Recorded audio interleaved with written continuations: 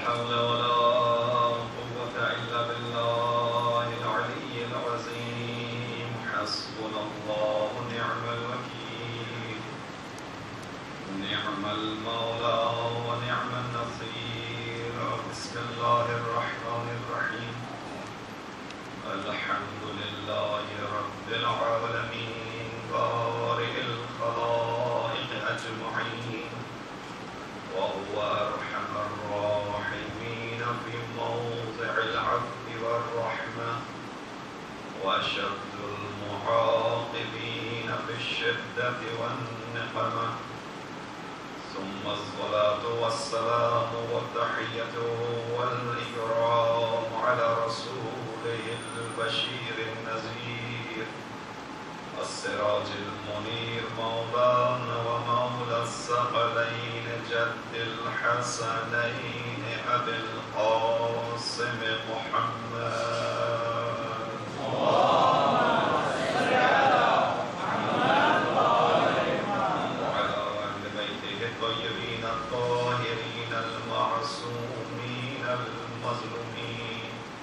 الذين أذهب الله عنهم الرجس وطهرهم تطهيرا.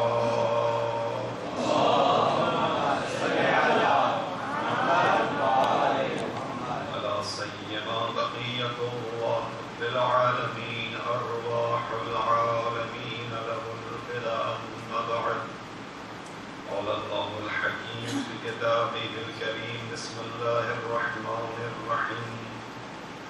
ليس البر بأن تأتوا البيوت من ظهورها، ولكن البر من اتقى. وأتوا البيوت من أبوابها، واتقوا الله لعلكم تفلحون. درود الأمة والمحمد.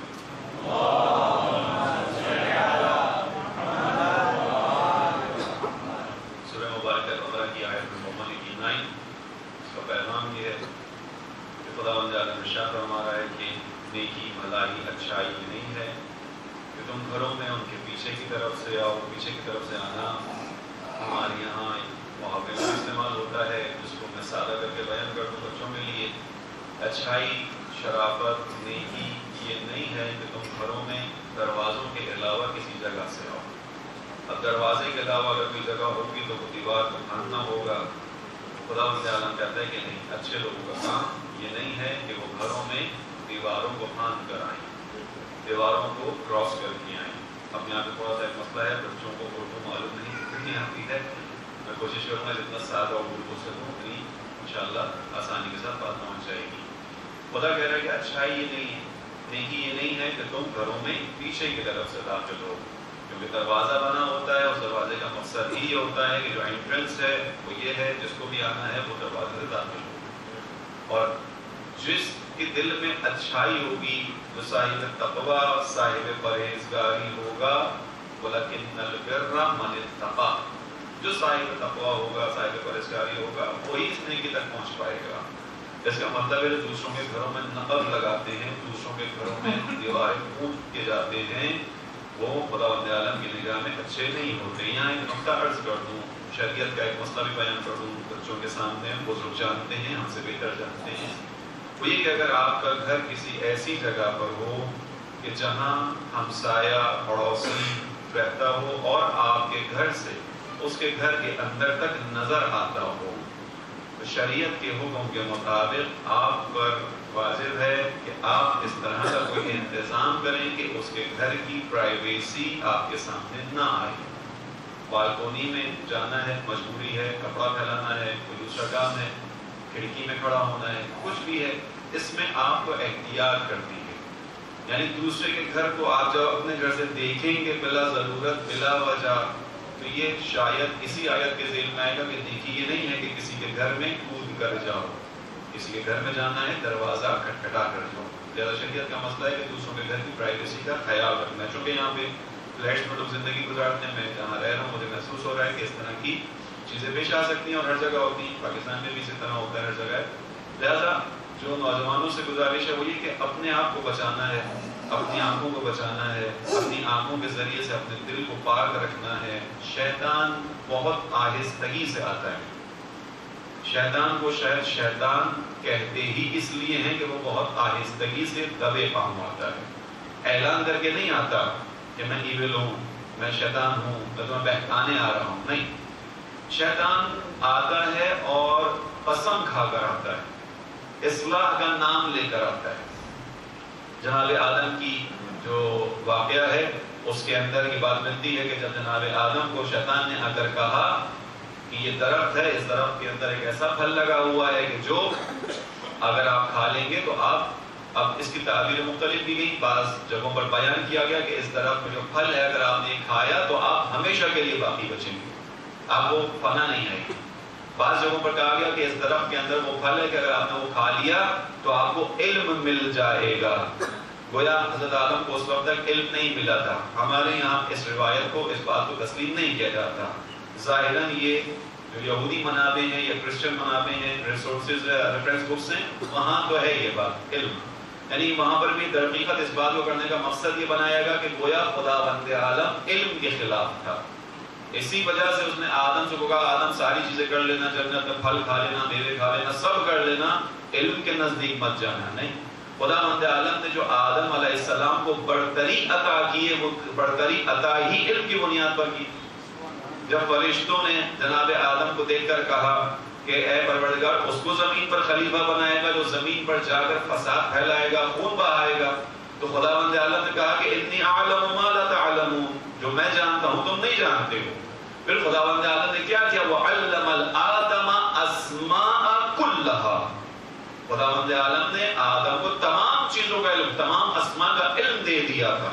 اور پھر فرشتوں سے کہا تھا وَعَرَضَهُمْ عَلَى الْمَلَائِكَةِ، اور پھر اس علم کو فرشتوں کے سامنے رکھا، کہا انبئونی ان کنتم صادقین، اب تم بتاؤ اگر تم جانتے تھے تو آدم سے زیادہ۔ انہوں نے کیا کہا؟ سبحانک، ہمارے پاس جتنا علم تو نے دیا ہے اتنا ہی ہے، اس سے زیادہ نہیں جانتے۔ بس آدم کو جو برتری حتی مخلوقات آسمانی کے اوپر، توجہ کیجئے گا عزیزوں، آدم کو یہ برتری کس پر ملی؟ فرشتوں کے اوپر۔ فرشتے مادی وجود نہیں ہیں، فرشتوں کا وجود نور ہے، نورانیت ہے، فرشتوں کا علم بھی نور تھا، لیکن فرشتوں نے آدم کے علم کے سامنے اپنی عاجزی کا احساس کیا، اپنی عاجزی کا اعتراف کیا کہ نہیں، لا علم لنا الا ما علمتنا، جتنا تم نے پڑھایا سکھایا وہ معلوم ہے، جو آدم جانتا ہے وہ ہم نہیں جانتے۔ بس علم کی بنیاد پر تو خداوند عالم نے آدم کو فرشتوں پر برتری دی تھی، علم کی بنیاد پر ہی خلیفہ بنایا تھا۔ کہتا یہ تعبیر کہ وہ جو درخت تھا جس کے پاس جانے کے لیے منع کیا گیا تھا وہ علم کا درخت تھا، ہمارے یہاں مکتب اہل بیت میں اس کو ہم تسلیم نہیں کر سکتے۔ ہاں اس میں بہت ساری اس کی دیگر تعبیرات ہو سکتی ہیں جس کو انشاءاللہ موقع کبھی بیان کریں گے، جاویدانگی ہے اس کے اندر۔ لیکن جب آیا شیطان تو اس نے آنے کے بعد کیا کہا؟ بات یہاں سے نکلی تھی کہ شیطان آہستگی سے آتا ہے، شیطان کبھی اپنے حقیقی چہرے میں نہیں آتا۔ ابھی یہاں پہ دو نوجوان دوستوں کے لیے، بہنوں بھائیوں کے لیے ایک چیز اور عرض کروں کہ شیطان فقط ایک ایسی طاقت کو نہیں کہیں گے ہم کہ جو انسین ہو، انویزیبل ہو۔ کیوں؟ کیونکہ سورہ ناس کی آیت کیا ہے؟ سورہ ناس میں کیا پڑھتے ہیں ہم؟ قُلْ أَعُوذُ بِرَبِّ النَّاسِ مَلِكِ النَّاسِ إِلَٰهِ النَّاسِ مِن شَرِّ الْوَسْوَاسِ الْخَنَّاسِ الَّذِي يُوَسْوِسُ فِي صُدُورِ النَّاسِ، یہاں تک ہو گیا۔ مِنَ الْجِنَّةِ، آگے پورا کیجئے، جواب پورا کریں، وَالنَّاسِ، شیطان کہاں ہے؟ شیطان کے گروہ میں فقط انویزیبل نہیں ہے، من الجنۃ والناس، اس کا مطلب ہے کہ شیطان جنات میں بھی ہے جو انویزیبل ہے اور من الناس بھی ہے جو ویزیبل ہے۔ اس کا مطلب یہ ہوا کہ جو ویزیبل ہے وہ کون ہوگا؟ پھر اب یہ مجھے دیکھنا ہوگا، یہ میری فہم و فراست ہے، یہ میری عقل ہے کہ انسانوں میں بھی جو ویزیبل فارم میں آئے گا، نظر آئے گا، ان میں بھی ممکن ہے کوئی شیطان ہو، ممکن ہے کوئی شیطانی وسوسہ ایجاد کرے۔ اسی لیے تو کہا کہ دوستی بناتے وقت بہت احتیاط کرنا۔ جو بزرگ علماء ہیں، شہید متحری کا نام یقیناً آپ سب نے سنا ہوا ہے، انہوں نے اپنے بیٹے کو دو چیزوں کی نصیحت کی، کہا بیٹا میں دو چیزیں تمہیں کہتا ہوں۔ ہر باپ اپنی اولاد کو نصیحت کرتا ہے، ہر باپ ہوتا ہی وہ ہے جو اولاد کو نصیحت کرتا ہے۔ باپ متحری نے کہا بیٹا دو چیزوں کی نصیحت یاد رکھنا، دو چیزوں کے بارے میں بہت کیئرفل رہنا، بہت احتیاط سے کام لینا. دو چیزیں. کون سی چیزیں؟ ایک کتاب کا انتخاب اور دوسرا دوست کا انتخاب بہت سوچ سمجھ کر کرنا. ہر کتاب کو نہ اٹھانا, ہر کسی کو دوست نہ بنانا. ہر کتاب پڑھنے والی نہیں ہوتی, ہر ہاتھ ملانے والا دوست نہیں ہوا کرتا. ان دو چیزوں کا انتخاب اگر تم نے اسمارٹلی کیا تمہاری لائف اچھی رہے. اور عزیزو ہمارا اس بات کو جانتے ہیں جو نوجوان دوست ابھی سامنے بیٹھے ہوئے ہیں, ان کے لیے عرض کروں ان کے تجربات نہیں ہیں, ظاہری تجربہ منتقل ہونا چاہیے ان تک. ان کو یہ بات پتہ ہونی چاہیے اکثر جو انسانوں کی بگاڑ کے اندر مبتلا ہوئی وہ ہوئی دوستوں کی وجہ سے. یہ دوست کون تھا جس نے انسان کو بگاڑ میں ڈال دیا؟ من الجنت والناس کا حصہ. شیطانی فکر لے کر آیا, شیطانی آئیڈیا لے کر آیا. اپنے دوست سے کہا یہاں کوئی دیکھنے والا نہیں ہے, تمہارے ماں باپ کو پتہ نہیں چلے گا, اوکے تھوڑا سا ہم انجوائے کر لیتے ہیں. اب انجوائے کے وہ راستے ڈھونڈے جو خداوند عالم نے منع کیے تھے. اکثر میں اس بات کا گواہ ہوں چونکہ تھوڑا سا پاکستان کے اندر سوشل ایکٹیویٹیز کے اندر بھی ایکٹیو رہتا ہوں. بہت سے ایسے افراد کے جو نشے کی عادت میں پڑے, اکثریت ان میں سے ایسی ہے جو غلط دوستوں کی وجہ سے پڑے. اکثریت ایسی غلط دوست نے کہا کوئی بات نہیں, ایک دفعہ سگریٹ پی کے تو دیکھو ہوتا کیا. تم تو ہمیشہ جو ہے وہ ہمارے کیا کہتے ہیں برگر چائلڈ کہتے ہیں, پیمپر چائلڈ, تو پیمپر چائلڈ ہی رہو گے ہمیشہ. کوئی نہیں دیکھنے والا, کالج میں آ گیا ہو, کالج کی لائف آؤ فن کرتی, کوئی دیکھنے والا نہیں, ماں باپ کو پتہ نہیں چلے گا. شیطانی وسوسہ ہے. یہ من الجنت والناس میں سے خدا تعالیٰ نے پہلے بیان کیا تھا کہ دیکھو شیطان سے وہ نہیں جو انویزیبل ہوگا, نہیں جو ویزیبل ہوگا اس کو بھی دیکھنا, اس کے آئیڈیا کو دیکھنا. تمہیں صحیح سے لگے جا رہا ہے کہ نہیں. اسی لیے سعدی شیرازی ایران کے ایک شاعر ہے, بہت خوبصورت, انہوں نے ایک وہ بیان کیا شعر, اس میں بیان کرتا ہوں. کہتے ہیں کہ تا توانی بے گریز از یار بد, جتنا پاسبل ہو ایک برے دوست کی محفل سے بچنا. یار بد بدتر بود از مار بد, کیوں؟ کیونکہ ایک برا دوست ایک زہریلے سانپ سے زیادہ برا ہوتا ہے. توجہ سنیے گا, جتنا ممکن ہو بری گیدرنگ سے بچو, جتنا ممکن ہو برے دوست سے بچو. برا دوست, خراب دوست زہریلے سانپ سے زیادہ خطرناک ہے. دلیل دیتے ہیں, مار بد تھورا فقط بر جان زند. اگر ایک زہریلا سانپ تمہارے سامنے آ گیا, زیادہ سے زیادہ یہ ہوگا تمہیں ڈنگ مارے گا, تمہیں ڈس لے گا. یار بد بر جان و بر ایمان زند, برا دوست تمہاری جان بھی لے گا, تمہارا ایمان بھی لے جائے گا. برا دوست تمہاری جان بھی لے گا, تمہارا ایمان بھی لے جائے گا. یہ جو لوگ نشے کی حالت میں پڑے ان کی نہ جان بچی نہ ایمان بچا.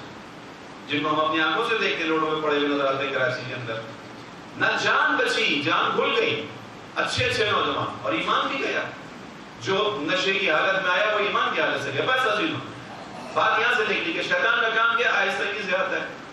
قسم کھا کے آتا ہے, آدم کے پاس آیا, آنے کے بعد کہا اے آدم میں تمہیں نصیحت کرنے والا ہوں. قاسمہما, اس نے قسم کھائی ان دونوں کے لیے, جناب آدم جناب حوا کے لیے, کہ میں تمہارا خیر خواہ ہوں, میں تمہاری بھلائی کے لیے آیا ہوں. جاؤ اس درخت کے نزدیک جاؤ گے, اس درخت کے نزدیک جاؤ گے تو ہمیشہ باقی رہو گے. بس عزیزوں یہ جو خداوند عالم نے بیان کیا کہ جو خداوند عالم نے راستہ بنایا, دروازہ بنایا, اس دروازے سے آؤ. بات نکلی تھی اپنے آپ کو ہمیں بچانا. شرعی حکم میں بیان کر رہا تھا کہ شیطان آہستگی سے آتا ہے, ایسا نہ ہو کہ ہم کسی کام میں مبتلا ہو رہے ہیں اور ہمیں اس کی خبر بھی نہ ہو. درود بھیجیے محمد و آل محمد.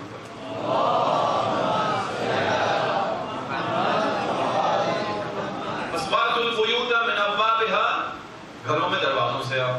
حضرت عیسیٰ کے زمانے میں ایک خاندان تھا بنی اسرائیل کا, اور اس خاندان کی خصوصیت یہ تھی کہ اس خاندان میں جو شخص بھی 40 راتیں خدا کی عبادت کر کے کوئی دعا مانگا کرتا تھا, خدا اس کی دعا کو مستجاب کرتا تھا.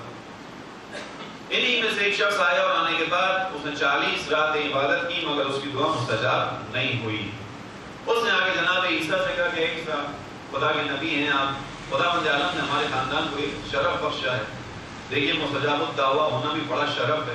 بعض اوقات انسان اس منزل تک پہنچتا ہے کہ وہ مستجاب الدعویٰ ہوتا ہے, لیکن انسان پھر انسان ہے, بعض اوقات بگڑ جاتا ہے, بہک جاتا ہے. انسان کو اسی لیے کہا گیا کہ ہر لمحہ انسان اپنے آپ کو توجہ دے. درود بھیجو محمد و آل محمد.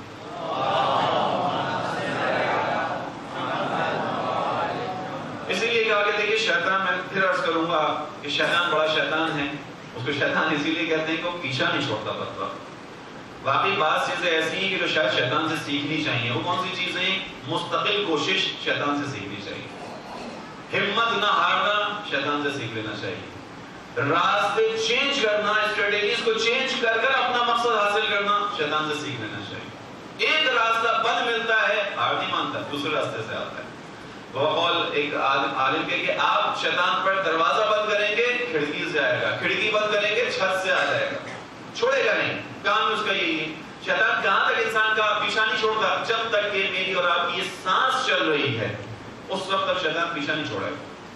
آج تھوڑا سا بس اسی پہ گفتگو میں آگے بڑھاتا ہوں، نوجوان دوستوں کو یاد کروں کہ واقعی ہم کس قدر خطرے میں ہیں، ہم کس قدر خطرے کے اندر ہیں. ہماری اعمال، ہماری عبادت، ہماری مراسم، تمام چیز خطرے میں ہیں. اگر انسان لحظے کے لیے، سیکنڈز کے لیے اپنے آپ سے غافل ہو، شیطان اس کو ہڑپ کر جائے، پتہ بھی نہ چلے انسان. میں آپ کو ایک واقعہ بیان کروں، حضرت عیسیٰ کا واقعہ بعد میں بیان کرتا ہوں، بیچ میں بات آ گئی. رسول اللہ کا زمانہ ہے. رسول اللہ کے زمانے میں لشکر اسلام ایک جنگ پر گیا. آپ سوچیے گا کہ لشکر اسلام میں رسول اللہ اس کے کمانڈر ان چیف ہیں، رسول اللہ کی سربراہی میں لشکر گیا آگے. جنگ ہوئی. اس جنگ میں ایک نوجوان میدان میں اترا. میدان میں اترنے کے بعد بہت ہمت، شجاعت کے ساتھ جنگ میں لڑتا رہا. سارے لوگ جو اس کے ساتھ تھے وہ دیکھ کے بڑے متاثر ہوئے. بڑا شجاع نوجوان ہے، دلیر ہے، نڈر ہے، آگے بڑھ بڑھ کے حملے کر رہا ہے. اسی جنگ کے دوران ایک تیر آتا ہے اور اس نوجوان کے لگتا ہے، یہ جوان وہاں پر زمین پہ گر جاتا ہے، لوگوں کی نگاہ میں شہید ہو جاتا ہے. اس زمانے کا دستور یہ ہوتا ہے کہ جب جنگ رک جاتی تھی تو اپنے اپنے جنازے میدان سے اکٹھے کیے جاتے تھے. ہر کوئی اپنے اپنے جنازوں کو اٹھا کر لاتا تھا. جو کافروں کا طریقہ تھا، مشرکوں کا، اس کے مطابق جنازے سے ڈیل کرتے تھے، اور جو مسلمانوں کا تھا لا کے اس دے کر دفن کیا جاتا تھا. اب جب جنگ بند ہو گئی، جنازے جمع ہونا شروع ہو گئے، رسول اللہ اپنے اصحاب کے ساتھ کسی جوان کے سرانے پہنچے. یہاں پر رسول اللہ کو دیکھ کر نوبل نے کہا کہ اللہ کے رسول بہت شجاعت کے ساتھ لڑا، بہت ہمت کے ساتھ لڑا، بڑا جامع مرد تھا. قتیل فی سبیل اللہ ہے، قتیل یعنی شہید فی سبیل اللہ، اللہ کی راہ میں مارا گیا. توجہ کیجئے گا، توجہ کیجئے گا.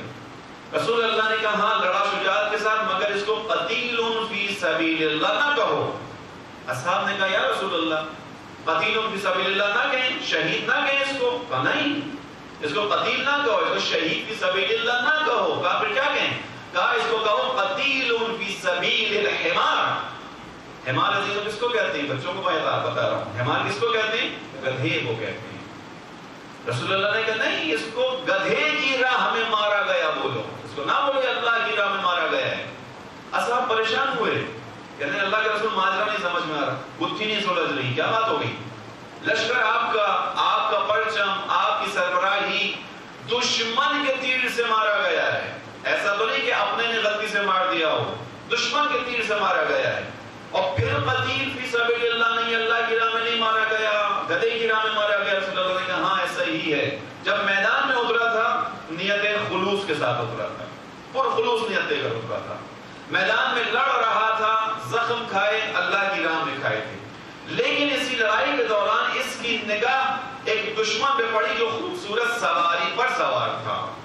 بات کیوں یہاں تک لے کے آیا کہ شیطان کہاں تک پیچھا کرتا ہے، شیطان کا اٹیک کہاں تک آتا ہے. حتیٰ میدان جنگ میں نہیں چھوڑتا شیطان، حتیٰ اس حالت میں کہ جہاں انسان تلواروں کے سائے میں آگے بڑھ رہا ہوتا ہے، اپنا خون دے رہا ہوتا ہے، شیطان جب وہاں نہیں چھوڑتا. تو نوجوان دوستوں سے عرض کروں کہ ٹی وی کے ریموٹ کنٹرول کو ہاتھ میں دے کر یقیناً پیچھے نہیں ہٹے گا. نیٹ کا اختیار دینے کے بعد پیچھے نہیں ہٹے گا. بہت زیادہ دقت کی ضرورت ہے، بہت زیادہ توجہ کی ضرورت ہے.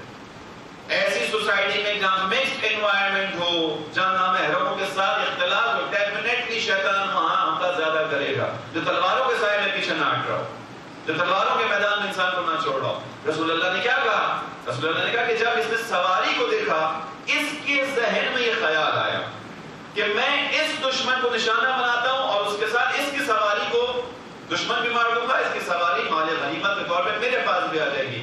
اب جو اس نے اپنا اسٹیپ اٹھایا وہ اللہ کی راہ میں نہیں اٹھایا، گدھے کے لیے اٹھایا.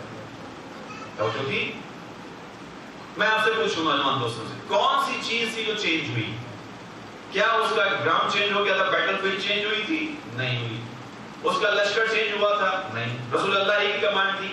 وہ جو تبدیلی آئی ظاہری طور پر نہیں آئی، وہ جو تبدیلی آئی کہاں آئی؟ دل کے اندر آئی، دماغ کے اندر آئی۔ شیطان نے کہاں جا کے اٹیک کیا؟ اس لیے شیطان کو کہتے ہیں وسواس کرنے والا، خناس اسی لیے کہتے ہیں۔ بس نوجوان دوستوں بہت توجہ کی ضرورت ہے، شیطان پیچھا نہیں چھوڑے گا، شیطان کا کام ہی ہے یہ۔ درود بھیجو محمد والے محمد پر۔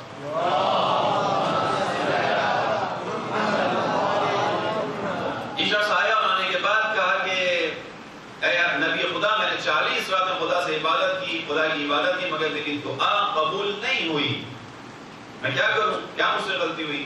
جناب عیسیٰ نے خدا مند عالم کی بارگاہ میں نماز پڑھی، نماز پڑھنے کے بعد دعا کی، خدا مند عالم نے جناب عیسیٰ پر وحی کی، یا عیسیٰ ان عبدی آتانی من غیر باب الذی اوتی منہ، اے عیسیٰ میں اس کی بات کو اس لیے نہیں سن رہا کہ جس دروازے سے آنا چاہیے اس دروازے سے نہیں آیا۔ میں آیت آپ کے سامنے بار بار پڑھا ہوں 89 سورہ بقرہ کی کہ دروازے ہیں، خدا نے دروازوں کو بنایا ہے، انہی سے جانا ہو۔ کہ اے عیسیٰ ان قد آتانی عبدی من غیر الباب الذی اوتی منہ، جس دروازے سے آنا چاہیے اس سے نہیں آیا۔ کیا مطلب اس زمانے میں دروازہ کون ہے؟ باب الایمان کون ہے؟ جناب عیسیٰ۔ خدا کہہ رہا ہے قد دعانی، مجھے پکار رہا ہے، وفی قلبہ شک منک، مگر اپنے دل میں تم سے شک رکھتا ہے، تمہاری نبوت پر شک رکھتا ہے، تمہارے کردار کے بارے میں تمہارے اوپر شک رکھ کر مجھے پکار رہا ہے۔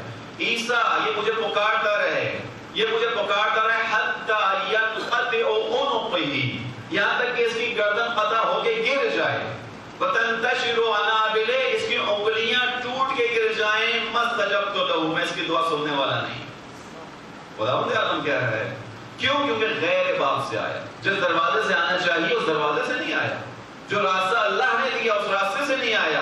اب وہ خدا جو اتنا مہربان ہے، کہتے ہیں اس کی گردن ٹوٹ جائے، کھڑا رہے گردن اکڑا کے، اپنی گردن کو خدا کے سامنے بلند کر کے، میں نہیں سننے والا، اس لیے کہ دروازے سے نہیں آیا۔ بس عزیزوں یہ دروازہ پہچاننا اور اس دروازے سے داخل ہونا بہت اہم ہے۔ ہمارا ماہ مبارک محرم کے اندر انہی دروازوں سے آتے ہیں۔ میں نے پہلے دن آپ نے بیان کیا تھا، السلام علیکم یا ابواب الایمان، اے ایمان کے دروازوں آپ پر سلام۔ ہمارے اور آپ کی ایمان کی سلامتی، ہمارے اور آپ کے ایمان کی ضمانت اہل بیت علیہم السلام ہے۔ ایک سوال میں آپ سے پوچھنا چاہوں گا مخصوصاً نوجوان دوستوں سے کہ اے نوجوان دوستوں، آپ نے کب خدا بند عالم سے در اہل بیت کو مانگا تھا اور کیا دے کے لیا ہے در اہل بیت؟ جواب ہے کسی کے پاس؟ نہیں۔ کیا دیا خدا کو؟ کیا کہہ کے مانگا تھا؟ آپ کہاں تھے؟ کدھر تھے؟ میں اور آپ کدھر تھے؟ ہم نے کدھر خدا سے سوال کیا تھا؟ خدا تو کہہ رہے حل اتی علی الانسان حین من الدہر لم یکن شیئا مذکورا، کہ انسان پہ وہ وقت نہیں تھا کہ وہ کوئی قابل ذکر شیء نہ تھا، کچھ بھی نہ تھا، میں اور آپ کچھ بھی نہیں تھے۔ میں اور آپ ایسا نہیں تھا کہ مختلف اعضاء کی صورت میں کہیں پڑے ہوئے تھے، خدا نے ان اعضاء کو اٹھا کے جوڑ دیا ہو، اسمبل کر دیا، نہیں، ہمیں خدا نے اسمبل نہیں کیا ہے، ہمیں خدا نے کریٹ کیا ہے۔ جس کو دعائے کمیل میں امام علی کہتے ہیں یا من بدأ خلقی، اے وہ پروردگار جس نے میری خلقت کا آغاز کیا ہے، کچھ بھی تو نہیں تھا، کہیں بھی نہیں تھا، کوئی قابل ذکر شے نہیں تھا۔ عزیزوں یہ جو محبت اہل بیت خدا نے دی، یہ دروازے تک خدا نے پہنچا دیا، کتنا بڑا احسان ہے خدا کا۔ لیکن اسی دروازے کی معرفت ضروری ہے، کیونکہ من مات ولم یعرف امام الزمان ہی مات میتۃ الجاہلیہ، ہمیں اس جہالت سے بچنا ہے۔ درود بھیجو محمد والے محمد پر۔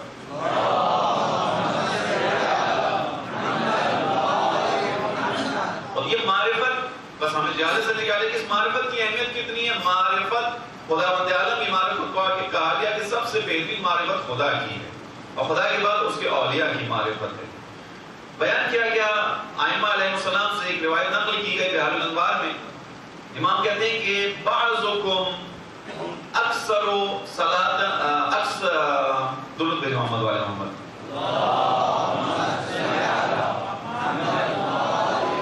بعضکم اکثر صلاۃ من بعض وبعضکم اکثر حجا من بعض وبعضکم اکثر صوما من بعض وبعضکم اکثر صدقة من بعض وافضلکم معرفتا۔ ہم اپنی برتری کا معیار بعض اوقات کیا بناتے ہیں؟ ہمارے یہاں برتری کا معیار کیا ہے؟ میں نے 5 حج کیے ہیں، 10 مرتبہ 40 کی کی زیارت پر گیا ہوں، یہ معیار ہے۔ اماموں نے بیان کیا کہ تم میں سے بعض لوگ ایسے ہیں جو نمازوں میں دوسروں سے زیادہ ہیں، دوسرا واجب نمازوں پر اکتفا کرتا ہے، بعض ایسے ہیں جو واجب نماز کے مستحب بھی پڑھتے ہیں۔ اکثریت ہماری وہ ہے جو 17 رکعت پڑھتی ہے، وہ بھی خدا کا شکر ہے کہ پڑھتی ہے، خدا کا شکر ہے پڑھتی ہے، واقعی شکر ہے خدا کا کہ ہم 17 رکعت بھی پڑھ جائیں۔ اکثر ایسی ہے جو 17 رکعت پڑھتی ہے، بہت سے ایسے ہوتے ہیں جو 51 رکعت 51 رکعت پڑھتے ہیں، بعض ایسے نہیں جو اس سے بھی زیادہ پڑھتے ہیں۔ علی تو وہ تھے جو 1000 رکعت ایک رات میں پڑھا کرتے تھے۔ بعض تم میں سے ایسے جو نمازوں میں دوسروں سے زیادہ ہیں، بعض ایسے جو روزوں میں دوسروں سے زیادہ ہیں۔ کیا مطلب؟ ماہ رمضان کا روزہ سب پہ واجب ہے، 30 روزے سب نے رکھنے ہیں۔ بعض مومنین وہ ہیں جو 3 مہینے متواتر روزے رکھتے ہیں۔ آپ کو معلوم ہے کہ رجب و شعبان و ماہ مبارک رمضان کے روزوں کو فرض قرار دیا، فرض ماہ رمضان کے 3 مہینوں کے روزے مستحب ہیں۔ بعض لوگ ایسے ہیں الحمدللہ جوانوں میں ایسے جوان ہیں جو 3 مہینے کے روزے رکھتے ہیں پورے، اور ہر مہینے جمعرات کا روزہ، بدھ کا روزہ، اس طرح سے روزوں کو رکھتے ہیں۔ تم میں سے بعض لوگ وہ ہیں کہ جو روزوں میں دوسروں سے زیادہ ہیں، تم میں سے بعض وہ ہیں جو حج میں تم سے دوسروں سے زیادہ ہیں۔ لیکن فضیلت کس کو کہا گیا؟ افضلکم معرفتاً۔ لیکن دیکھو فضیلت کا معیار کسی سے زیادہ حج کرنا، کسی سے زیادہ نماز پڑھنا، کسی سے زیادہ روزہ رکھنا نہیں ہے۔ فضیلت کا معیار معرفت ہے۔ افضلکم معرفت، جس کی تم میں معرفت زیادہ ہے وہ صاحب فضیلت ہے۔ حضرت چھٹے امام جعفر صادق علیہ السلام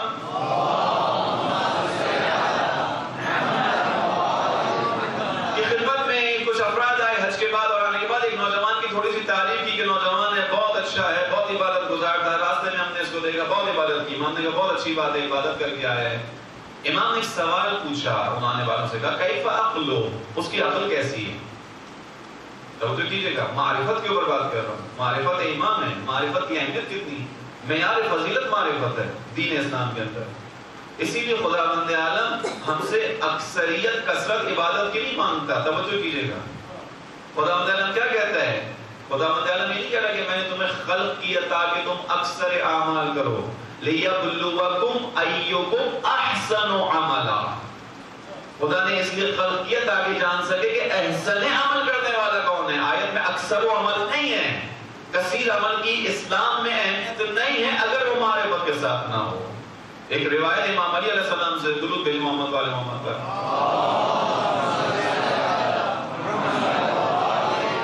توجہ کیجئے کہ ہم کیوں خلق ہوئے، وَمَا خَلَقْتُ الْجِنَّ وَالْإِنسَ إِلَّا لِيَعْبُدُونِ، میں نے جن اور انس کو خلق نہیں کیا سوائے اس کے کہ بندگی کریں۔ اب بندگی کے لیے اگر خلق کی تو پروردگار جو جیسی بھی بندگی کر لے تو قبول فرما، تو کہ تم نے خلق ہی بندگی کے لیے کیا ہے۔ خدا کہتا نہیں، امام علی کہتے ہیں انما المتعبد على غیر فقہ کحمار الطاحون۔ اب اس کا ترجمہ تھوڑا مشکل ہوگا کیونکہ بہت سے لوگوں نے وہ چیزوں کو نہیں دیکھا ہوگا جو اس حدیث میں بیان ہوا، کوشش کرتا ہوں سمجھانے کی۔ المتعبد على غیر فقہ، یہاں پہ بیان کیا گیا فقہ سے مراد تفکر ہے، غور ہے۔ غور و فکر کے بغیر عبادت کرنے والا ایسا ہے کحمار الطاحون، ایسا ہے کہ جیسے ایک وقت تھا، بزرگ جانتے ہیں کہ جب تیل نکالا جاتا تھا یا آٹا پیسا جاتا تھا تو چکی ہوتی تھی، اور چکی کے 2 پارٹ ہوتے تھے پتھر کے، ایک پتھر نیچے ہوتا تھا بڑا سا، ایک اوپر ہوتا تھا، بیچ میں دانے ڈالے جاتے تھے اور اس کو چلایا جاتا تھا۔ جب وہ چلتی تھی چکی تو آٹا پیستا تھا یا تیل نکلا کرتا تھا، جس کو اردو میں ہمارے یہاں گولو کہا جاتا ہے، اور اس جانور کو جو اس چکی کو چلایا گولو کا بیل کہتے ہیں۔ امام علی نے کہا کہ جو بغیر غور و فکر کے عبادت کرتا ہے اس کی عبادت کیسی ہے؟ جیسے یہ چکی چلانے والا جانور۔ توجہ کیجئے گا، عبادت کے لیے خلق کیا خدا نے، پروردگار جیسی بھی عبادت ہے قبول فرما نہیں۔ جو عبادت معرفت کے ساتھ ہے وہ قبول ہے، جو معرفت کے بغیر ہے قبول نہیں ہے۔ اسی لیے معرفت کے بغیر کربلا میں امام حسین کے مقابلے میں آنے والوں نے نماز پڑھی، ان کی نماز خدا کو قبول نہیں ہے، معرفت نہیں رکھتے۔ امام علی نے کہا کہ جو بغیر معرفت کی عبادت کرتا ہے ایسا جیسے چکی چلانے والے جانور۔ کیوں چکی چلانے والے جانور کو تشبیہ دی گئی ہے عزیزو، تو سمجھیے گا، اس لیے کہ چکی چلانے والا جانور مثال کے طور پہ 4 گھنٹے تک ایک محنت کرتا ہے، لیکن اس محنت کرنے کے بعد وہ کوئی فاصلہ طے نہیں کرتا، وہ جس جگہ ہوتا ہے اسی جگہ پر گھومتا رہتا ہے۔ بغیر معرفت کے عبادت کرنے والا بھی یہ سوچ رہا ہوتا ہے کہ میں قربت خدا کا سفر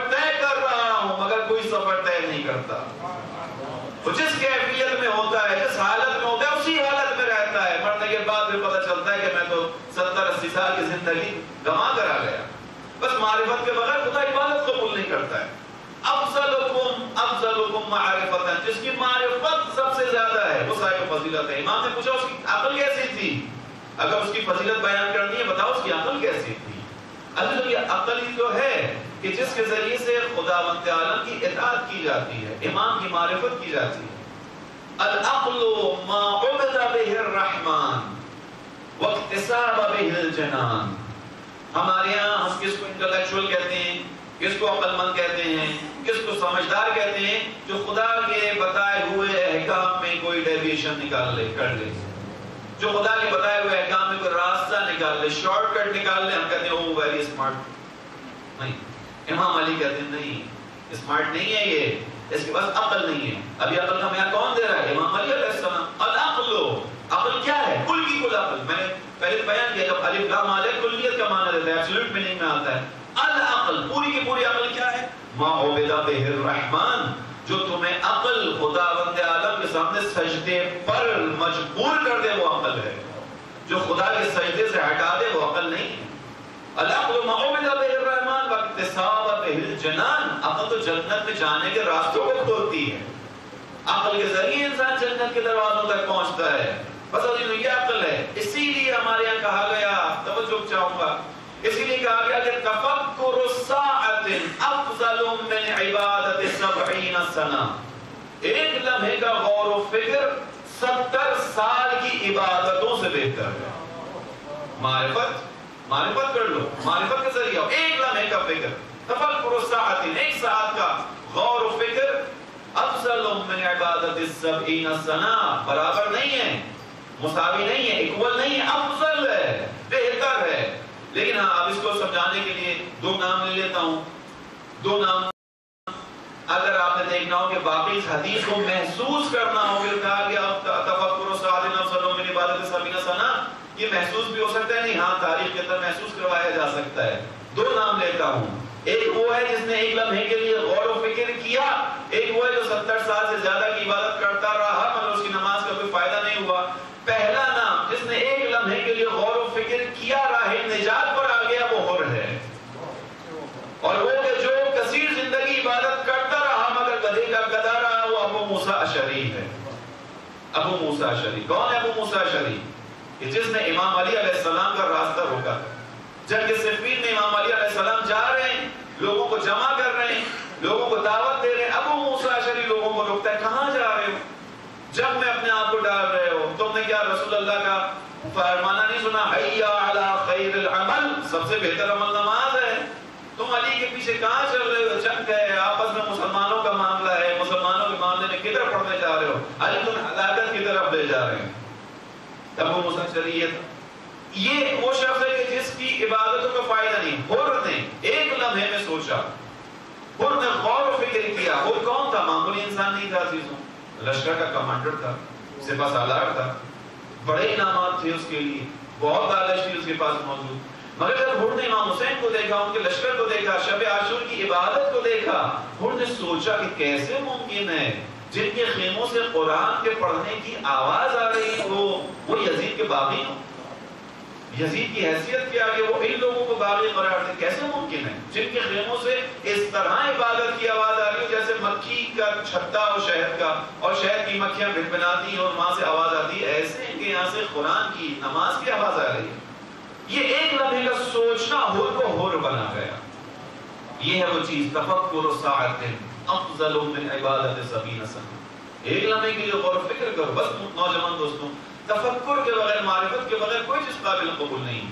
انسان پوری زندگی عمل کرتا رہے، خدا عالم کی بارگاہ میں ایکسیپٹیبل نہیں ہے. کیونکہ تفکر کے بغیر، معرفت کے بغیر آگے نہیں بڑھ سکتے. معرفت کے بغیر امام کا ساتھ نہیں دے سکتے. آپ کے سامنے گزشتہ 2-3 دن سے بیان ہو رہا ہے، جن کے اندر معرفت تھی وہ کربلا میں پہنچے امام کے ساتھ، اور جن کے اندر معرفت نہیں تھی وہ کربلا پہنچ کر امام سے دور ہو گئے. جن کے اندر امام کی معرفت تھی ان کی آپس میں وصیتیں کیا ہیں. عزیزوں میں آپ نے بیان کروں، جب نماز کا وقت ہوا اور امام کے ایک صحابی عبداللہ ابن سعید نے کہا مولا نماز کا وقت ہے. امام نے اس کو کہا عبداللہ خدا تجھے نماز گزاروں میں سے قرار دے. تو نے اس موقع پہ نماز کی یاد دلائی. نوجوان دوستو، نماز حسینیت کا ستون ہے. نماز وہ عبادت ہے کہ جس کو امام حسین علیہ السلام نے میدان جنگ میں ادا کیا ہے. میدان جنگ میں بھی اول وقت ادا کیا ہے. نماز کو کبھی نہیں کہنا چاہیے. شیخ رجائی ایران کے پریزیڈنٹ گزرے تھے، ان سے ایک جملہ مشہور ہے، شہادت ہو گئی تھی ان کی ابتدائی دنوں میں، کہ نماز سے مت کہو مجھے کام ہے، کام سے کہو کہ نماز کا وقت ہے. نماز سے نہیں کہنا چاہیے کہ میرے کام ہے. نہیں، نماز سے مت بولو بھی میچ بہت اچھا آ رہا ہے. نماز سے نہیں بولو لاسٹ اوور رہ چکا ہے. نماز سے نہیں کہو کہ ابھی فٹ بال کے تھوڑے سے منٹس باقی. نہیں، ٹی وی سے کہو، کام سے بولو، کرکٹ سے بولو، میچ سے بولو، اپنے کاموں سے، دوستوں سے بولو کہ نماز کا وقت. آئمہ کا طریقہ کار کیا تھا. امام رضا علیہ السلام ایک شخص کے ساتھ جو ملحد تھا مناظرہ کر رہے تھے. مناظرہ کرتے کرتے ایک وقت امام اٹھے. اس شخص نے کہا کہ ابھی میرا دل نرم ہو گیا ہے، میں آپ کی باتیں سننے کے لیے تیار ہوں، ایکسیپٹ کرنے کے لیے تیار ہوں، آپ تھوڑی دیر میرے ساتھ اور رکھیے، بحث جاری رکھیے. امام نے کہا وقت نماز ہو چکا ہے. توجہ کیجئے گا، ہمارے امام کتنا اہم کام کر رہے ہیں. ہمارے میچ سے تو زیادہ تھا نا کسی ایک انسان کو ہدایت کر دینا. یقیناً ہر ایک کام سے بہتر ہے. کس کام سے بہتر ہے؟ رسول اللہ نے امام علی علیہ السلام سے کہا اے علی، اگر تمہاری وجہ سے کوئی ایک شخص ہدایت پر آ جائے، سیدھے راستے پر آ جائے، تو اے علی تمہارے لیے اس ایک شخص کی ہدایت کرنا ہر اس چیز سے بہتر ہے جس پہ یہ سورج چمکا کرتا ہے. یہ سورج کہاں چمکتا ہے؟ کائنات کے اندر چمکتا ہے. سورج کی روشنی پوری دنیا میں ہر شے پر پڑتی ہے، یعنی پوری دنیا سے بہتر ایک شخص کی ہدایت. امام رضا علیہ السلام ہدایت کرتے تو اس شخص کا دل نرم ہوا. وقت نماز ہوئے، امام کھڑے ہو گئے. اس نے کہا ابھی تو میرا دل تیار ہو گیا ہے، آپ اپنی گفتگو جاری رکھیے، میں ایکسیپٹ کرنے کے لیے تیار ہوں. امام نے کہا وقت نماز، میں مجھے جس خالق کی طرف دعوت دینا چاہ رہا ہوں وہی خالق مجھے بلا رہا ہے.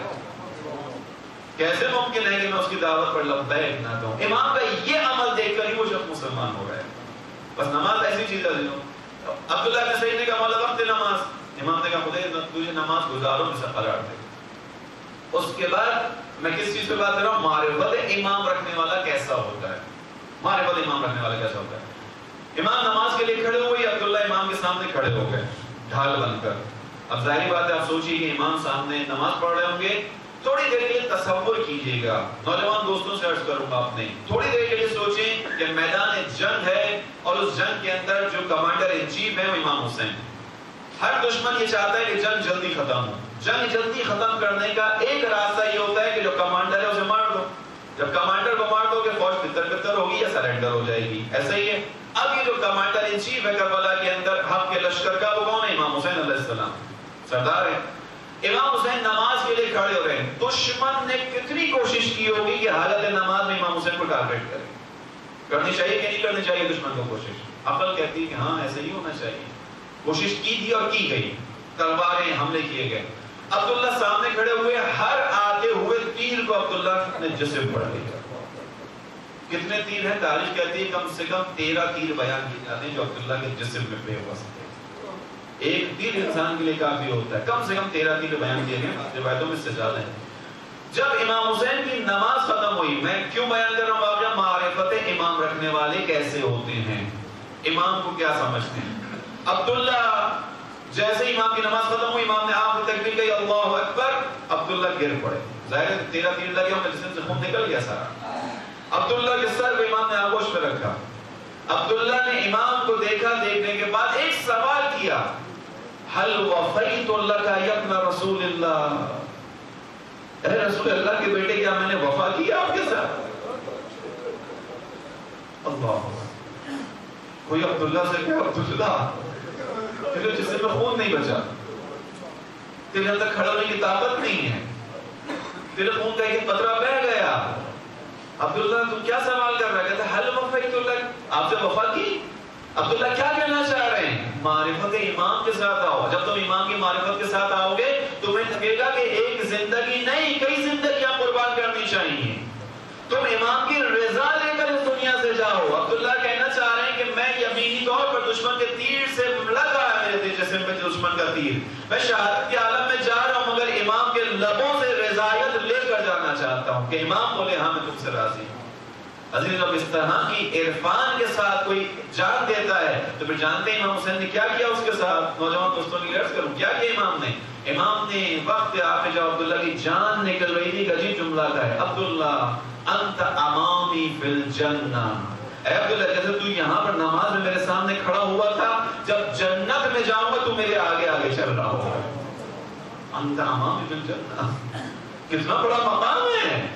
معرفت امام کے ساتھ جو امام پہ جان قربان کرے, معرفت امام کے ساتھ جو امام کی اطاعت کرے عزیزوں, پھر امام کتنا محبت کرنے والے ہیں. بس امام کی معرفت کے ساتھ آگے بڑھنا ہے. امام ہوتا کون ہے عزیزوں؟ الامام انیس الرفیق, بہترین دوست ہوتا ہے. نوجوان دوستوں ہمارا آپ چاہتے ہیں دوستیاں کریں, ہمارا آپ چاہتے ہیں ہماری دوستیاں بے لوث ہوں, ان کے اندر سنسیئرٹی ہونی چاہیے, ان کے اندر کوئی غرض نہیں ہونی چاہیے, ان کے اندر کوئی آلودگی نہیں ہونی چاہیے. واقعی اگر دوست کی تلاش ہے, الامام انیس الرفیق, امام بہترین دوست ہوتا ہے.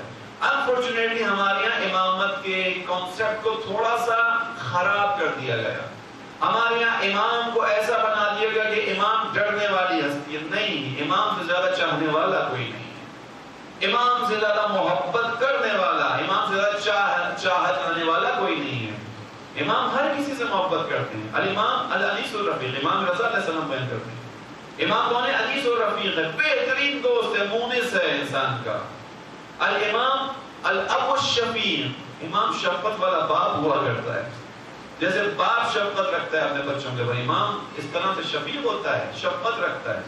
الامام اخو الشقیق, مہربانی محبت رکھنے والا بھائی ہے امام. الامام کالام البر علی ولد الصغیر, امام اس مہربان ماں کی طرح ہوتا ہے جو چھوٹے سے بچے کی نگہداشت کرتی ہے. یہ میں آپ نے امام کی روایت بیان کی ہے, امام رضا بیان کرتے ہیں. ہم امام کو کیا سمجھتے ہیں, امام کیا ہوتا ہے؟ معرفت امام عزیز, معرفت امام کے بغیر آگے نہیں بڑھ پائیں گے. معرفت امام, ہم کس زمانے کے امام, کس زمانے کے, کس امام کے زمانے میں ہیں؟ وہ امام جو ہمارا منتظر ہے. تھوڑی سی اس کی معرفت بھی ہونی چاہیے. عزیزوں امام ہمارا منتظر ہے, یقیناً ہم امام کے کتنے منتظر ہیں؟ آج تھوڑا سا اس پہ گفتگو کرنا چاہ رہا تھا. ہم کتنے منتظر. میں یہاں پہ آئے تو مجھے آج 6واں 7واں یا 5واں 6واں دن ہے, مجھے واقعاً اپنے آپ سے شرمندگی ہو رہی ہے. واقعاً اپنے آپ سے شرمندگی ہو رہی ہے, اپنے آپ سے نہیں, اپنے ایمان سے شرمندگی ہو رہی ہے. کیوں ہو رہی ہے میں آپ کو وجہ بتا دیتا ہوں. فون پر رابطہ گھر پہ ہوتا ہے, خدا نے اولاد دی الحمدللہ, جو کہ اولاد ہے ہم سب کو صاحب اولاد کرے. ایک بیٹی ہے, ایک بیٹا ہے, بیٹی 6 سال کی ہے. حالانکہ جب آیا تھا اسے بتا کے آیا تھا کہ میں تقریباً 15 دن میں واپس آ جاؤں گا. اس کے بعد جب بھی ڈیلی فون کرتا ہوں پوچھتے بابا کب آئیں گے. میں کہتا ہوں بیٹا آپ اتنے دن رہے. پھر کہتے بابا جلدی نہیں ہو سکتا یہ. میں کہتا ہوں بیٹا 15 دن تو اپنے دنوں میں گزریں گے نا, جو ٹائم ہے جیسے ہے ویسے ہی گزرے گا. اس کے بعد اس نے کیا کیا, اس نے مجھے کل کہا کہ میں نے جتنے دن آپ نے بتائے تھے اتنے دنوں کے میں نے پیپر پہ سرکلز بنا لیے ہیں. میں ڈیلی ایک سرکل کو کراس کرتی ہوں, مجھے پتہ چلتا ہے وہ آپ کے آنے میں کتنے دن باقی بچ گئے. مجھے امام زمانہ سے بڑی شرم ہے. میں نے کہا امام آپ اپنے آپ کو بھی تو ہمارا باپ کہتے ہیں نا, الاب الشفیق ہے. ہاں میری ایک بیٹی ہے جس کو پتا ہے کہ 15 دن میں باپ نے آنا ہے, ہم نکلتے وہ بتا کے آیا تھا. ڈیلی فون پر پوچھتی ہے بابا کب آ رہے ہیں. اے امام میں کیسا ہوں, میں آپ سے نہیں پوچھتا آپ کب آئیں گے. اے امام میں کیسا ہوں, میں آپ کے لیے نہیں سوچتا. میں کیا کروں, میں کس طرح آپ کے نزدیک آؤں. عزیزوں مہدی موعود نامی کتاب عبدالحسین دستغیر نے لکھی, بہت بڑے عالم ہیں, ان کی بہت ساری کتابیں ہیں, بہت ساری کتابیں. اس کتاب میں انہوں نے ایک عجیب جملہ لکھا. واقعی جب میں نے یہ جملہ پڑھا میں بہت رویا, بہت رویا. کہتے ہیں کہ جب حضرت یوسف علیہ السلام کنعان سے گئے مصر کی طرف, ظاہر ہے والد کو نہیں پتا, ظاہر طور پہ بھائیوں کو نہیں پتا تھا, اور اس کے بعد وہ مصر میں مقیم ہو گئے. کتنے سال حضرت یعقوب حضرت یوسف کی جدائی میں روتے رہے, کتنے سال روتے رہے, کافی عرصہ بیان کیا جاتا ہے, تقریباً 22 یا 25 سال تقریباً بیان کیا جاتے ہیں, کم و بیش ایسے ہی ہوگا. اور یہ حالت بتا لیے کہ جناب یعقوب کی آنکھوں کی بینائی چلی گئی. قرآن کی آیت وَبْيَضَّتْ عَيْنَاهُ, آنکھوں کی بینائی چلی گئی, سفیدی آ گئی. آپ دستغیر ایک عجیب جملہ لکھتے ہیں, کہتے ہیں کہ کنعان سے مصر فقط 18 روز کی دوری پر تھا. اور اگر کوئی یہ فاصلہ بغیر رکے طے کرتا تو کنعان سے مصر فقط 9 دن کی مسافت پڑتا. کیا مطلب یہ کہ کنعان والوں نے یوسف کی دوری پر اپنے آپ کو راضی کر لیا تھا، فقط رونے کو ذریعہ سمجھ لیا تھا. یوسف کی تلاش میں نہیں نکلے. یوسف کی تلاش میں نکلتے تو یوسف تو 18 دن کی دوری پہ بیٹھا ہوا تھا. یوسف کی تلاش میں نکلتے تو یوسف دور نہیں تھا، 18 دن کے فاصلے میں یوسف موجود تھا. عزیزوں کہیں ایسا نہ ہو ہمارا امام بھی کہیں نزدیک ہو، ہم ڈھونڈنے نہ نکلے ہوں کبھی. ہم نے کوشش نہ کی. امام نزدیک ہے، بہت نزدیک ہے. امام دل سے نزدیک ہے. عزیزوں جو امام دل سے چاہتا ہے امام اس کے سامنے. اس واقعے کے ذریعے سے اس بات کو آپ کے سامنے بیان کر دوں. میں ہواؤں میں بات کرنے کا عادی نہیں ہوں، بلا وجہ کی بات نہیں کر رہا، بلا وجہ میں احساسات کو نہیں اٹھا رہا، حقیقت بیان کر رہا ہوں. شیخ تقی بافقی مولانا واقع میں اس نام سے ایران کے علماء میں ایک بڑا نام ہے. جب قوم مقدسہ میں عبدالکریم حائلی شیرازی مرحوم نے مدرسے کی بنیاد رکھی تو شروع میں مدرسے کے بہت برے حالات تھے، طالب علموں کے ساتھ بہت مشکلات تھی. اس زمانے میں شیخ عبدالکریم حائلی مدرسہ حوضہ بنایا، طالب علموں کی اکثریت آنا شروع ہوئی، پیسوں کے مسائل ہوتے تھے، مالی مسائل ہوتے تھے. ان کا طریقہ کار کیا تھا؟ شیخ تقی بافقی انتہائی مقدس شخصیت تھے، انتہائی صاحب تقویٰ. جب بھی کوئی مشکل پڑتی تھی عبدالکریم حائلی شیخ تقی سے کہتے تھے شیخ تقی کچھ کیجیے. شیخ تقی کیا کرتے تھے؟ مسجد جمکران جو آپ میں سے افراد گئے وہ جانتے ہیں، قم سے تھوڑے سے فاصلے پر ہے، وہاں جا کر امام عصر کے نام پہ چونکہ مسجد بنی، امام کے حکم پر بنائی گئی ہے، امام کے نام پر ہے، وہاں پہ لوگ آتے ہیں، ہر شب خود وہاں پہ عبادت کرتے ہیں. کئی لوگوں نے وہاں امام سے زیارت کا شرف حاصل کیا. شیخ تقی کہتے ہیں کہ میں وہاں جا کر امام سے تبسل کرتا تھا اور مجھے وہاں سے کوئی نہ کچھ عنایت ہوتی تھی یا کوئی حوالہ ملتا تھا. امام کتنا نزدیک ہیں؟ عبدالحسین زغیب کی بات سے بیان کر رہا ہوں کہ ایسا نہ ہو کہ ہمارا امام بھی 18 روز کی جو دوری پہ نہیں بیٹھا ہو، ہم اسے ڈھونڈنے نہ نکلے. شیخ تقی کہتے ہیں کہ ایک مرتبہ میں مسجد جمکران کی طرف آیا. عزیزوں آج کے دور میں تو وہاں مجمع بہت ہوتا ہے، جو زمانے کی بات ہے کہ اتنے لوگ نہیں ہوتے تھے لیکن بہرحال قابل ذکر تعداد ہوتی تھی. آج تو الحمدللہ وہاں شب خود اور شب جمعہ جو ہے، جو آنے والی تعداد ہے تقریباً ملا جلا کے 1 لاکھ 2 لاکھ تک ہوتی ہے، کم سے کم، زیادہ بھی ہوتی ہے. اور شب نیمہ شعبان کو تو یہ تعداد ملینز میں جاتی ہے، تقریباً 2.5 ملین نقل کی جاتی ہے. شیخ تقی کہتے ہیں ایک مرتبہ میں مسجد جمکران کی طرف آیا. جمکران سے کچھ پہلے مجھے شرف ملاقات نصیب ہوا امام عصر. امام عصر کو میں نے دیکھا. یہاں میں ایک نکتہ عرض کروں، امام عصر سے ملاقات کے بارے میں جس چیز کی غیبت کبریٰ میں ممانعت ہے وہ یہ کہ جو کوئی کہے کہ میں ملاقات کر سکتا ہوں اس کی مذمت ہے. جو یہ کہے کہ میں جانتا ہوں امام کہاں ہے، نہیں، یہ نہیں، کوئی نہیں کہہ سکتا. امام آ کے مل سکتے ہیں، کسی سے بھی مل سکتے ہیں، امام کسی کو بھی شرف میں ملاقات بخش سکتے ہیں. لیکن کوئی یہ کہے کہ مجھے امام کا ایڈریس پتہ ہے، گلی پتہ ہے، گھر پتہ ہے، نہیں، اس کی مذمت ہے کہ یہ جو بھی کہے وہ جھوٹا ہے. لیکن اگر کسی کی ملاقات ہوئی ہو تو وہ ہو سکتا ہے. کوئی شیخ تقی بافقی کہتے ہیں کہ میں امام سے ملا، لوگ تھے، مجمع تھا وہاں پہ. میں نے امام سے ملنے کے بعد امام سے کہا مولا ہم نے سنا ہے کہ جب اتنے افراد ہوں تو آپ ضرور فرمائیں گے. مولا اتنے چاہنے والے اس وقت جمکران میں موجود ہیں، آپ کے ظہور میں ابھی بھی تعجیل نہیں ہوتی، آپ کے ظہور میں ابھی بھی تاخیر ہے، کیا سبب ہے؟ امام کہتے ہیں شیخ سے کہ اے شیخ کیا سمجھتے ہو یہ آنے والے ہماری خاطر آئے. شیخ تقی کہتے ہیں کہ مولا آپ کے نام پر مسجد بنی ہے، مسجد جمکران آپ کے نام پر ہے، آپ کی عبادت کی رات ہے، شب خود ہے، آپ کے لیے آئے. امام کہتے ہیں نہیں شیخ یہ ہمارے لیے نہیں ہے. توجہ کیجیے، امام یہاں پر اجازت امامت کرتے ہیں اور کہتے ہیں کہ شیخ آوازیں سنو ذرا. شیخ تقی بافقی کے کانوں میں آوازیں آتی ہیں. ہر شخص کی زبان پر امام کا نام ہے مگر اس نام کے ساتھ ساتھ اپنی کوئی نہ کوئی حاجت، اپنی کوئی نہ کوئی خواہش پیچھے اٹیچ ہوئی تھی. خدایا تجھے امام عصر کا واسطہ گھر کا مسئلہ حل کر دے، خدایا تجھے امام مہدی کا واسطہ مشکلات حل کر دے، امام مہدی کا واسطہ جاب کے مسائل حل فرما. یقیناً عزیزوں ہمارے پاس اس کے علاوہ کوئی دروازہ نہیں ہے، ہمیں اپنی یہ حاجات بھی یہیں سے لینی ہے.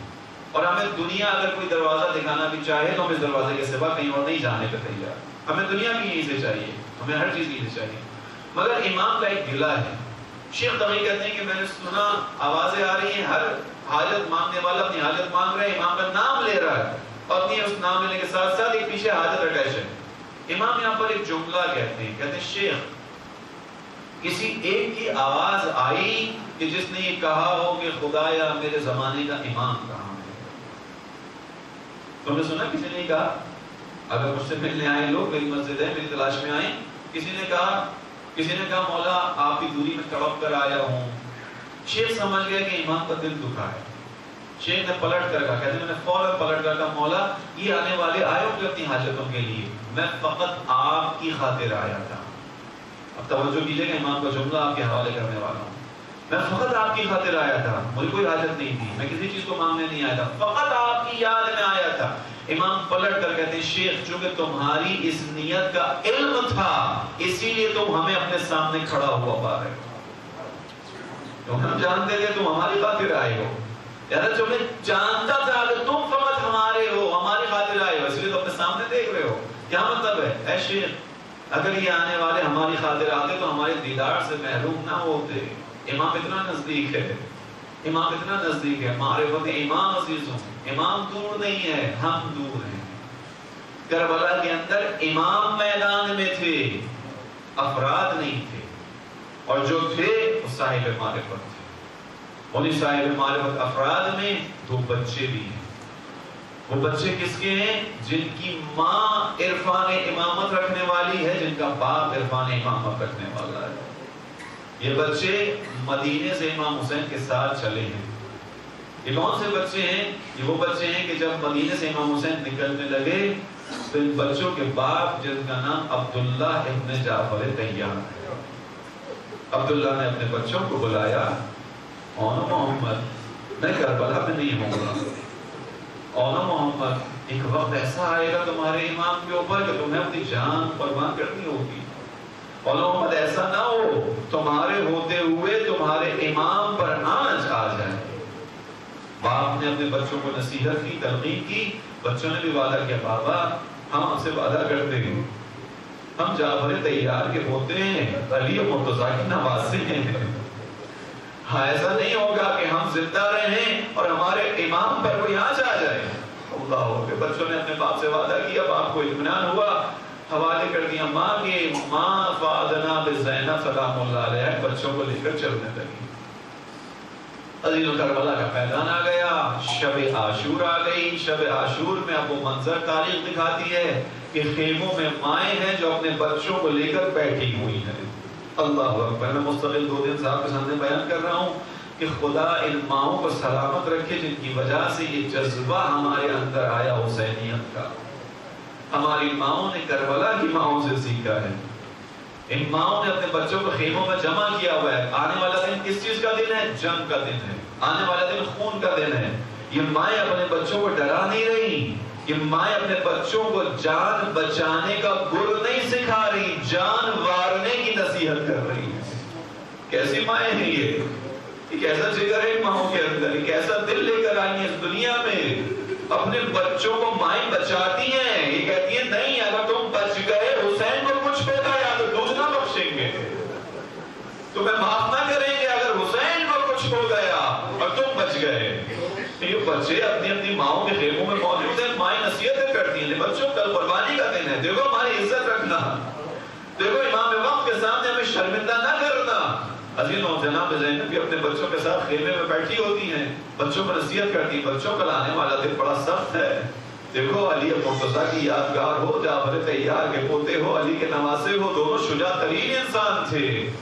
ماں سے کہتے ہیں مادر گرامی بس ماموں سے اجازت دلوا دیجئے گا، پھر میدان جنگ میں جا کر ہم دشمن کو بتا دیں گے ہمارا دادا کون ہے، ہمارا نانا کون ہے. اللہ اکبر. عزیزوں وہ وقت آتا ہے کہ دونوں شہزادے امام حسین کی خدمت میں آتے ہیں. آنے کے بعد کہتے ہیں مولا ہمیں بھی رن میں جانے کی اجازت دیجیے. امام حسین دونوں بچوں کو دیکھتے ہیں، دیکھنے کے بعد کہتے ہیں جاؤ اپنی ماں سے اجازت طلب کر لو. کہتے ہیں ارے ماں ہی نے تو تیار کر کے بھیجا ہے، ماں ہی نے ہی تو آمادہ کر کے بھیجا ہے. اللہ اکبر. وہ وقت آتا ہے عزیزوں دونوں شہزادے میدان کی طرف نکلتے ہیں، دشمن پر حملہ کرتے ہیں. فوج اشقیاء کو جعفر طیار والی مرتضیٰ کی یاد دلا دیتے ہیں، مگر بچے ہیں، کم سن ہیں. دشمن چاروں طرف سے گھیرتا ہے. نگہبان دینے والا آواز دیتا ہے کہ دیکھو ان بچوں سے لڑنا آسان نہیں ہوگا، ان کی رگوں میں علی کا خون ہے، ان کی چاروں طرف سے گھیر کر حملہ کرو. چاروں طرف سے گھیرا جاتا ہے, حملہ کیا جاتا ہے. دونوں بچے لڑتے لڑتے وہ وقت آتا ہے, آواز دیتے ہیں السلام علیکہ یا ابا عبداللہ, اے ابا عبداللہ ہمارا سلام قبول کیجئے. اللہ اکبر. وہ وقت آتا ہے امام حسین پہنچتے ہیں, مگر جب پہنچتے ہیں تو دیکھتے ہیں دونوں شہزادوں کی جانیں ان کے جسموں سے نکل چکی ہیں. عزیزوں وہ مرحلہ آتا ہے, امام حسین ہر لاش کو خیمے کے اندر لے کر آتے ہیں, ان دونوں لاشوں کو بھی اٹھاتے ہیں. پر جناب زینب کا دستور بیان ہوا ہے تاریخ کربلا میں کہ جب کبھی بھی کسی بنی ہاشم کے جوان کا لاشا آیا ہے, زینب نے در خیمہ پر کھڑے ہو کے استقبال کیا ہے. مگر جب نون محمد کا جنازہ آیا ہے, زینب خیمے کے در پر نظر نہیں آتی. ارے پوچھنے والوں نے پوچھا زینب کہاں ہے, زینب کے لال آئے ہیں. دیکھنے والوں نے دیکھا تو زینب کو سجدے کی حالت میں پایا. پروردگار تیرا شکر ہے, تو نے میری عزت رکھ لی. ارے میرے بچے حسین پہ قربان ہو گئے. بعض لوگوں نے نقل کیا زینب شاید اس لیے خیمے کے اندر گئی ہو کہ زینب نہیں چاہتی تھی کہ حسین کی نگاہ زینب پر پڑے, حسین کو کوئی شرمندگی ہو کہ تیرے بچے قربان ہو گئے. اللہ اللہ, جس نے اس طرح اپنے بھائی کے بچوں کو قربان کر دیا ہو. تاریخ کا وہ منظر بھی یاد آتا ہے جب زندان شام میں تمام سروں کو قیدیوں کے حوالے کیا گیا تھا.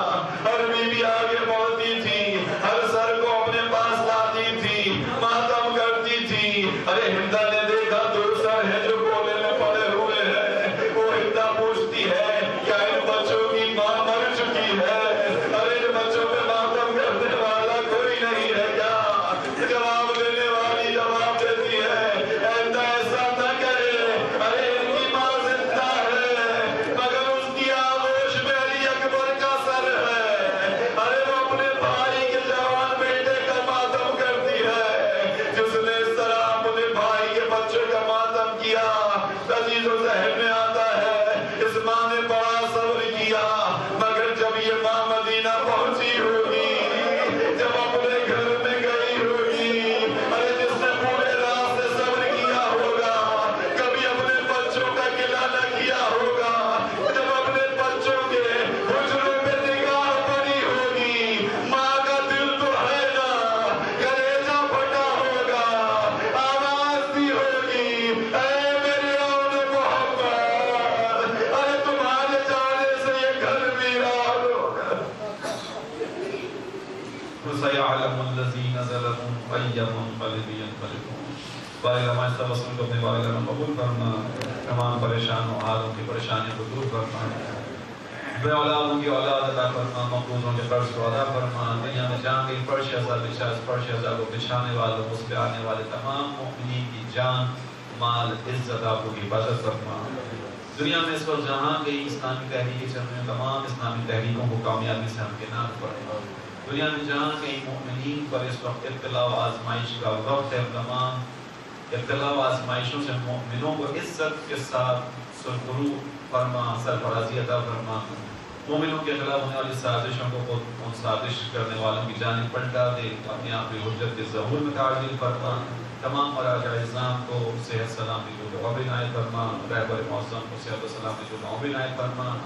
خصوصاً وہ مجاہدین جو اس وقت اسلامی سرزمینوں پر جناب زینب سلام اللہ علیہ کے حرم کی حفاظت کر رہے ہیں, تمام مجاہدین کی حفاظت فرما, اور اس راہ میں ہونے والے تمام شہداء کو حضرت عباس کے ساتھ محشور فرما. ماتم حسین.